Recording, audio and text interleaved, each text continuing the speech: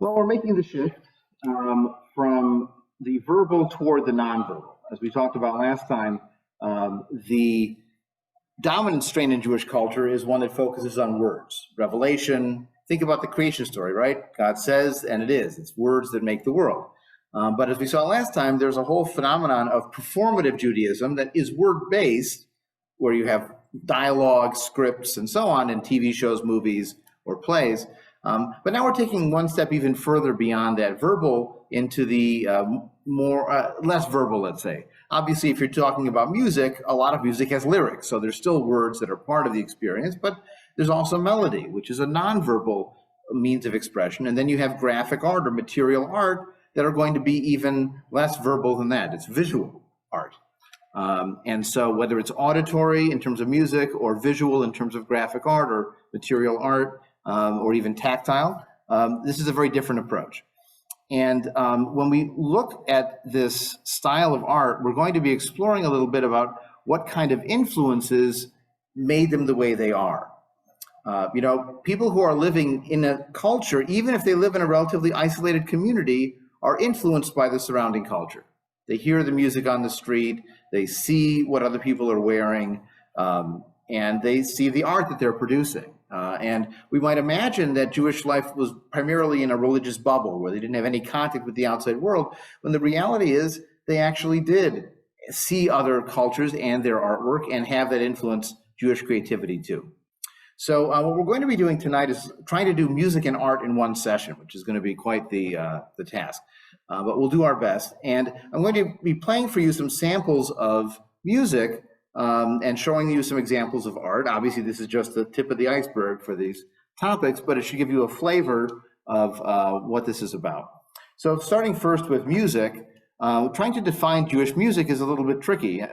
As we'll see, when we talked about modern Jewish literature, we talked about what counts as a Jewish movie. It's going to be a variable line, and there's going to be some examples on the edges that you might say, this isn't really Jewish music, or it's only incidentally Jewish music. But there's going to be other elements that hit you over the head with the fact that this is Jewish music. You think of, for example, when you ask people to think of Jewish music, the number one thing Americans will come up with is probably Fiddler on the Roof.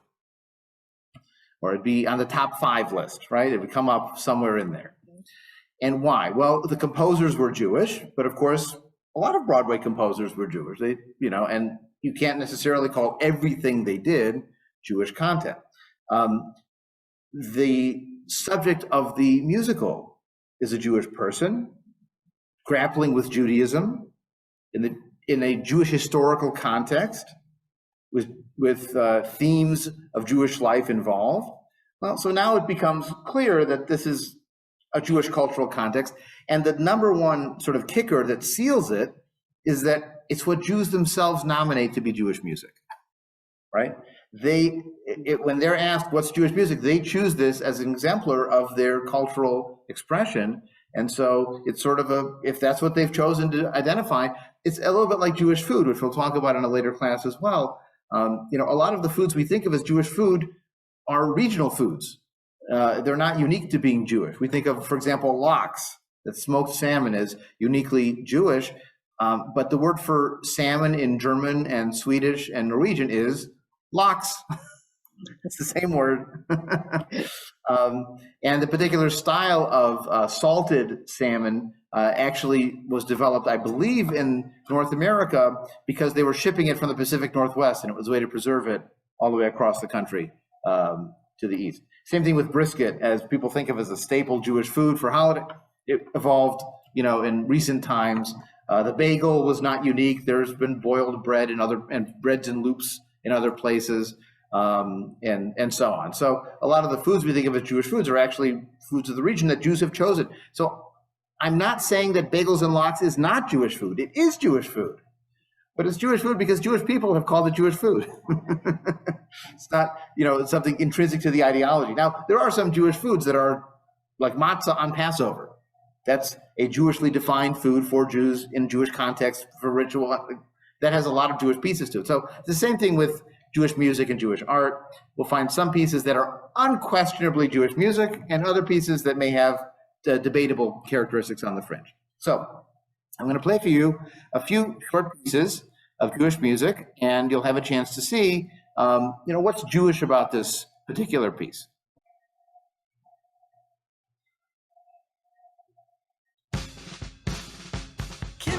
Mein Teilresel, schöne, kleine, süße, feine Reselmann, der zählt in weite Länder meistens viel mit Pracht.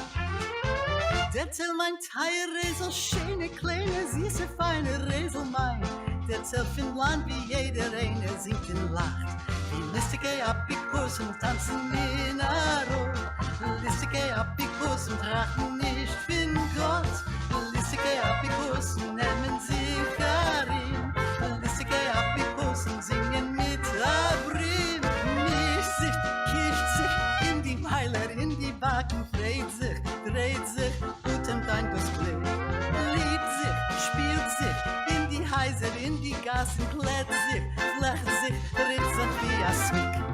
Listige Apikos und sorgen nicht für den Struf. Listige Apikos und haben nicht kein Ruf. Listige Apikos und speien nicht kein Gal. Listige Apikos und seinen sich nicht mal.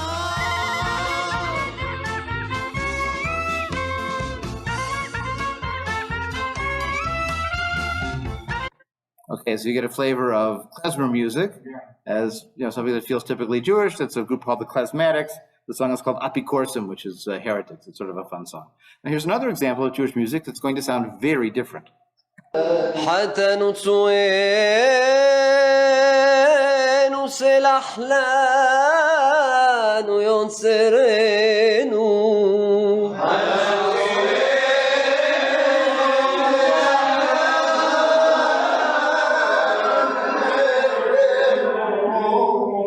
Shema Israel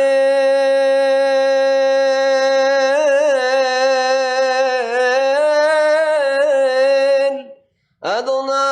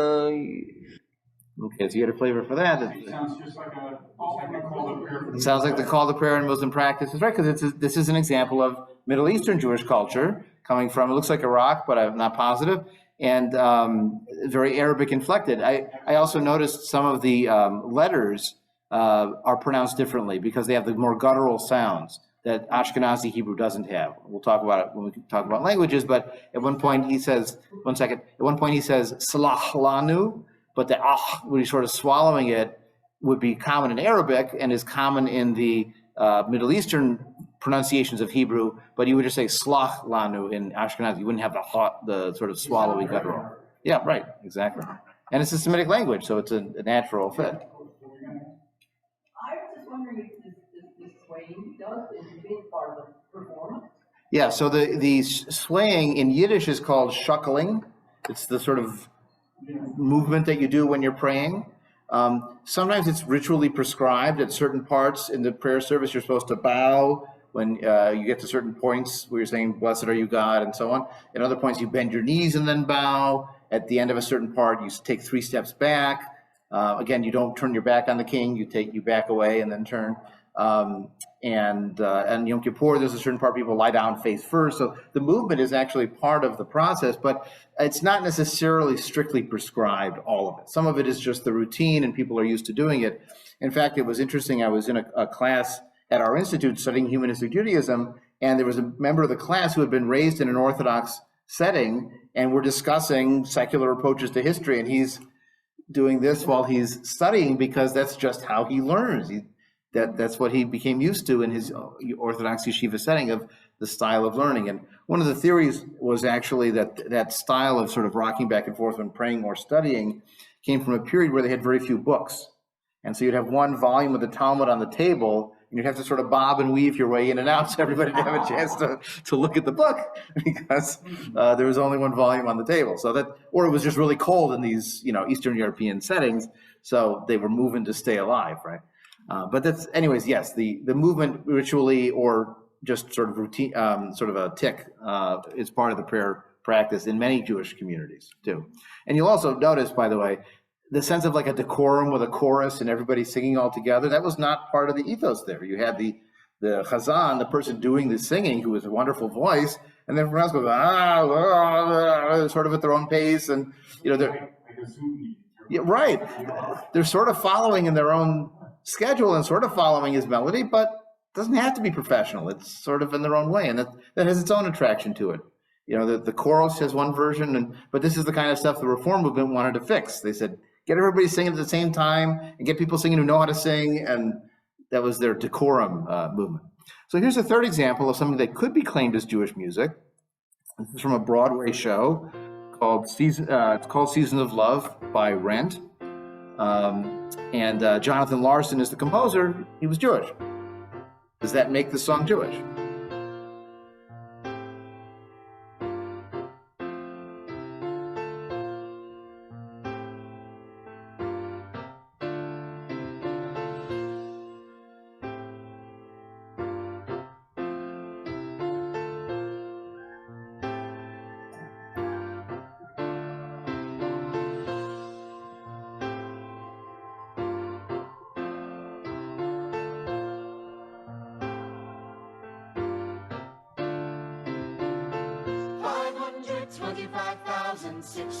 minutes, 525,000 moments, oh dear. 525,600 minutes. How do you measure a year? In daylights, in sunsets, Yeah. So this is another example of Jewish music, maybe, or maybe not. Maybe it's just music by a Jewish person that is not focused on Jewish content or meant for Jewish life. Now, we've actually sung that particular song at our high holiday services in the past because it's a wonderful song for the turning of a new year, right? And the fact that it's a Jewish author is an extra plus, but could have been by anybody, didn't have to be by a Jewish author. This is again an example of that, where you define the boundaries of Jewish music becomes a little bit more complicated. Remember that music itself is a human impulse. It's part of human creativity. We whistle, we play rhythm, and it's not necessarily communication the same way it is for, let's say, birds. After all, you could ask, are birds really singing? Maybe they're just talking. I thought of this when I was in Hawaii on my honeymoon. We were camping, and there are feral chickens in Hawaii because there's no natural predators. And the feral cats that are out there, why would you fight a turkey? Why would you fight a wild chicken, which has no meat on it, and when the tourists will feed you? So the problem with the feral chickens is that they talk all night. And roosters, when they talk, sound like this. That's how they talk. And they're doing that at 3 a.m. when they're talking to each other. So they're not waiting for dawn, like all the movies told me. So I'm hearing these feral chickens talking, but they're not crowing as we think of it. They're talking. So birds, when we think of them as singing, or whales, they're talking. It's not necessarily just music for music's sake, but when people add melody, in many cases it is, not always. Remember, some languages are tonal languages where the tone intonation up and down changes the meaning of the word. So that's also an important part about music. It's culturally determined. The tonal scale is not universal because different cultures have different tonal scales. And what sounds like beautiful music to one culture will sound like noise to another culture, and vice versa. So music is a complicated animal, but it can be distinctive of particular cultures. And instruments, again, differ across cultures. Some instruments have stringed instruments. Some cultures have string instruments. Some have percussion. Some have wind or reeds or all those other pieces. And Jewish culture historically has had music as part of its practice, as demonstrated even in early texts in the Bible. So we have examples here of musical instruction in the book of Psalms. So in Psalm 22, it says, Alayela Tashachar, which is sort of an odd passage. It means on the deer of the dawn. Or some scholars suggest it could be to the tune of the deer of the dawn. So here is a melody or a rhythm pattern, and this psalm could be recited to that particular rhythm pattern or melody. And then in Psalm 150, where they're praising God and using that phrase hallelujah, which means to praise the Hebrew God Yahweh, it's praising him not only for all the things he does, but notice in verse 3, praise him with the sounding of the trumpet, praise him with the harp and the lyre, tambourine and dancing, stringed instruments and flute and cymbals. So they're playing these instruments as part of the heavenly band or whatever they're doing, and whether this is in the temple with these instruments or this is simply something to be done. But the point is that these are part of the repertoire. These are part of the orchestra that's available at the time.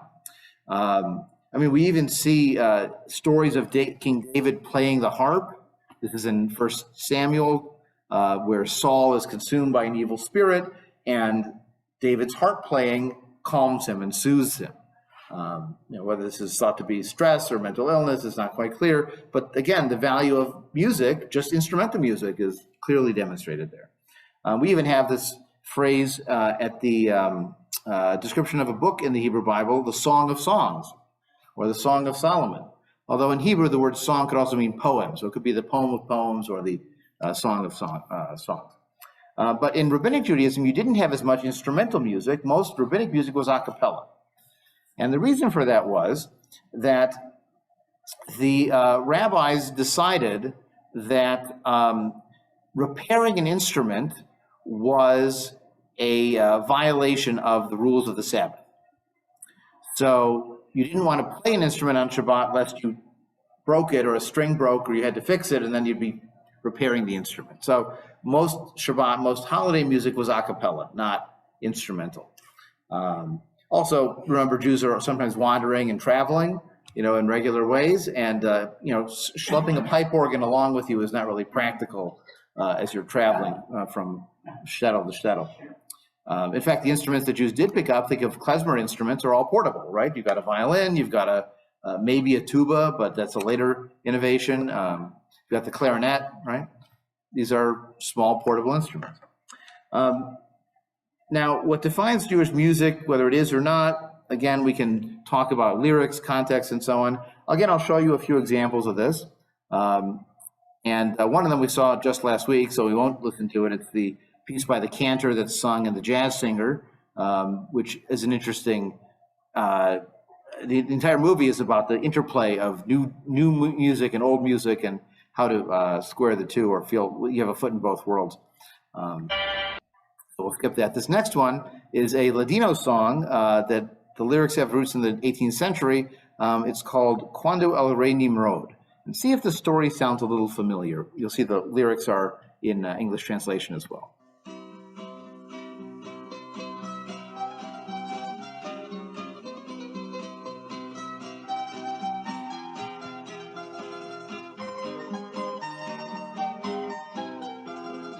Nothing to see from this locations of Jewish life. Cuando el rey Nimrod al campo salía, miraba en el cielo y la estrella, y la luz santa en la judería que había de nacer. Abraham vino, Padre querido, Padre bendito, luz de Israel. Abraham vino, Padre querido, Padre bendito, luz de Israel. Luego a las comadres se encomendaba que toda mujer que preñada quedaba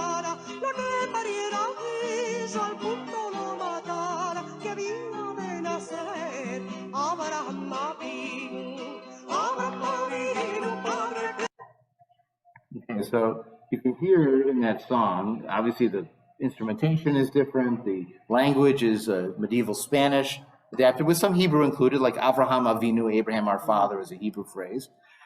Did you recognize the story? No. Oh, well, let's see.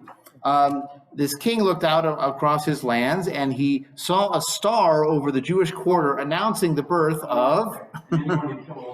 And then then he tells the midwives they have to kill all the babies because so it's sort of a Moses story, right? With the midwives having to kill the babies, but it's also clearly a Jesus story that's been reframed around Abraham instead.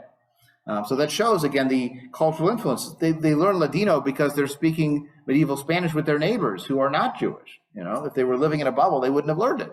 They would have kept speaking Arabic or whatever else they were speaking. Of course, they learned Arabic because they talked to their neighbors in Arabic. So they even learned about their stories, including the stories of Jesus, and it makes its way into this song. So here's an example of liturgy from Ethiopian Jews. These are what are called the Beta Yisrael, and they have a pedigree of Jewish life going back many centuries.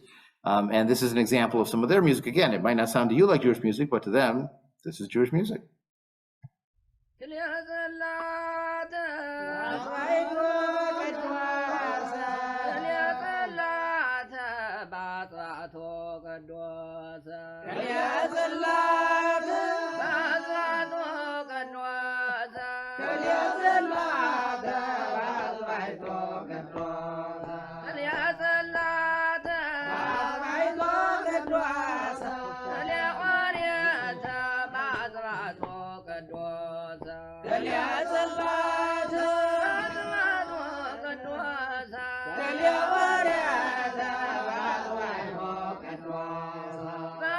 Okay, so you get a flavor of that. That again sounds like African music, right?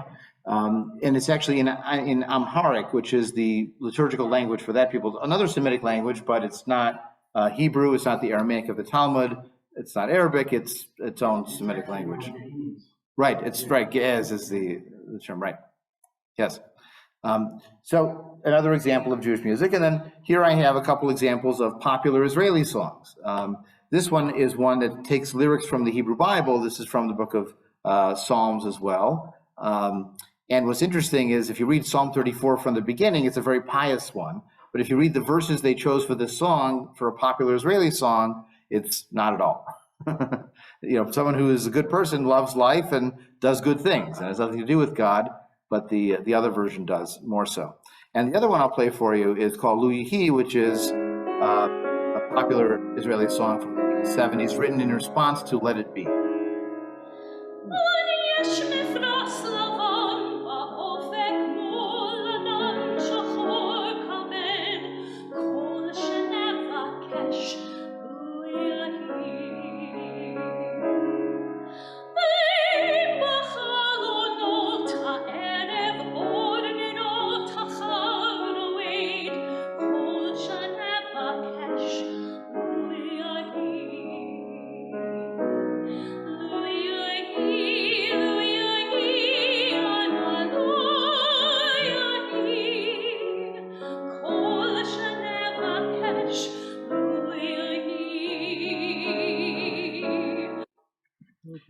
One of the interesting things with this song is that it can be sung to that melody, which is the melody the songwriter wrote, but it can also be sung to the Beatles melody. Od yesh mifras lavan ba'ofek mulanan shachor kaved kol shenevakesh lu yehi. And so you can take the same lyrics, and it was written to be able to be sung to the Beatles melody. And sometimes we do that here too, just for the nice cross-cultural connection there. So now here's an example of contemporary Israeli music. This was the Israeli entry and winner of the Eurovision Song Contest, which happens every year in Europe, from 2018. But what you'll hear is that there's very little of this that sounds like anything Jewish or even Middle Eastern.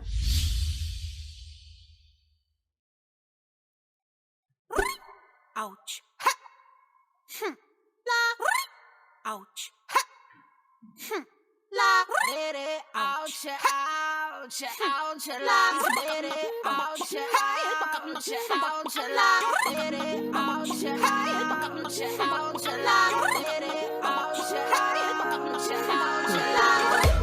at me, I'm a beautiful creature.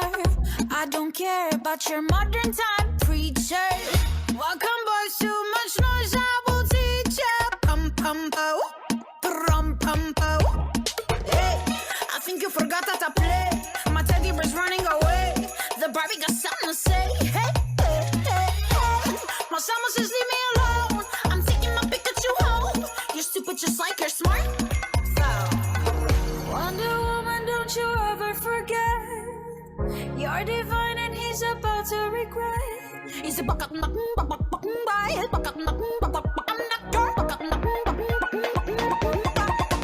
not your toy, not your toy, you stupid boy.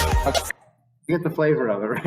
It's just a techno, dance club kind of song. There's one line later on which says, "I need a little buba, I'm not a toy," in Hebrew, but otherwise, there's almost no Hebrew there. Some of the beat might have, like the drumming, might have a little Middle Eastern flavor to it, but not very much. And There's a little bit of rap sound to it. And there's a rap sound Also a little bit of scat sound too.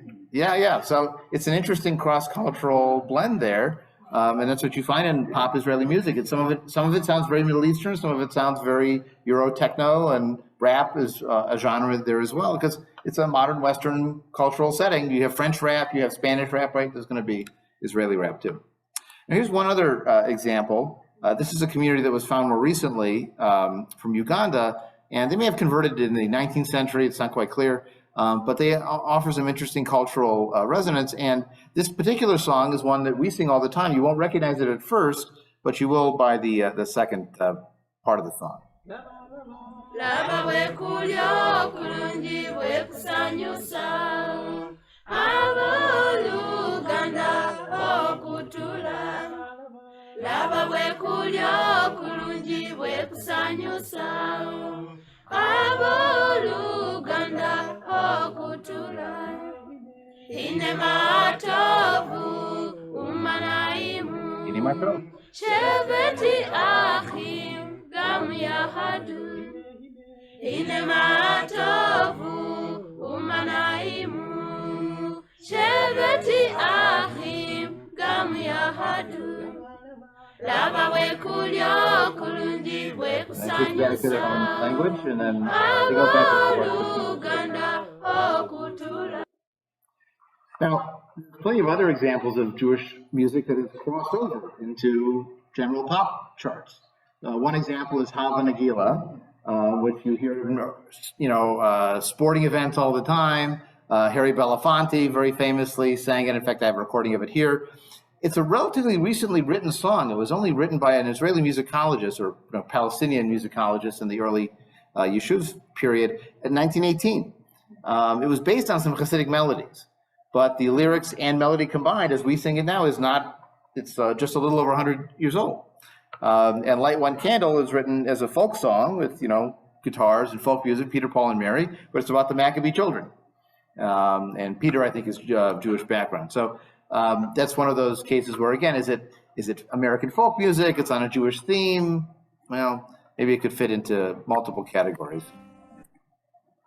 And then we have the YouTube era that we're in now. Jewish music has followed trends of what's happening in popular music. So just when there's a rise in folk music, you have the rise of Debbie Friedman melodies. If you think of Let Us Light These Lights that we sing at Kol Hadash, that's Debbie Friedman. It's very sort of folk music style. You can see it being sung with a guitar, as many cantors now have to come out of rabbinical and cantorial school able to play guitar to play all the songs that have become part of the canon now. But this happens in all kinds of genres, as we'll see. Part of a new trend in the last 10 years of Jewish a cappella groups doing parodies versions of popular songs set in Jewish life.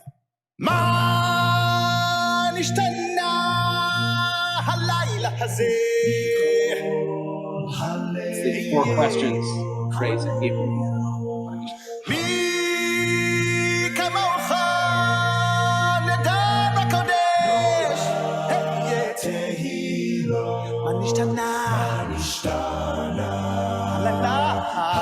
Yeah, but it's a parody of it. blanket.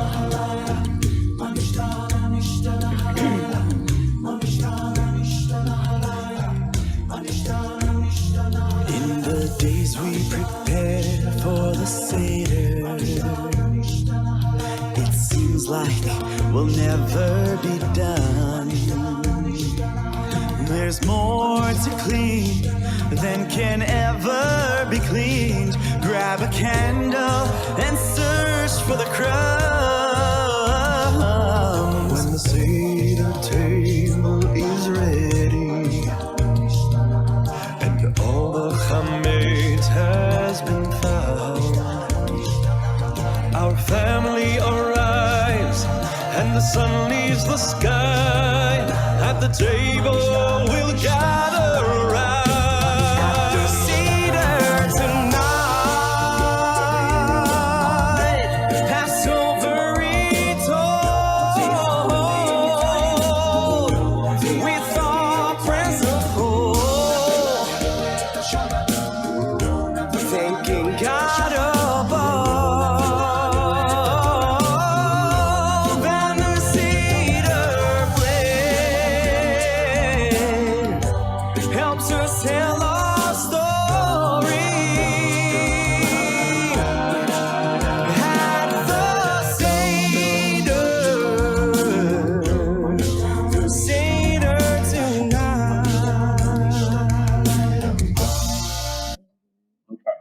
So that's again a redoing of the Circle of Life from the Lion King, but and there's been a number of these. The most famous came out about 10 years ago. It was a redoing of the song Dynamite as Candlelight, also about Hanukkah, but there's been a whole series of these that have become popular. And again, it just reflects the fact that Jewish music is like other music, but it's going to be influenced by what's happening around it.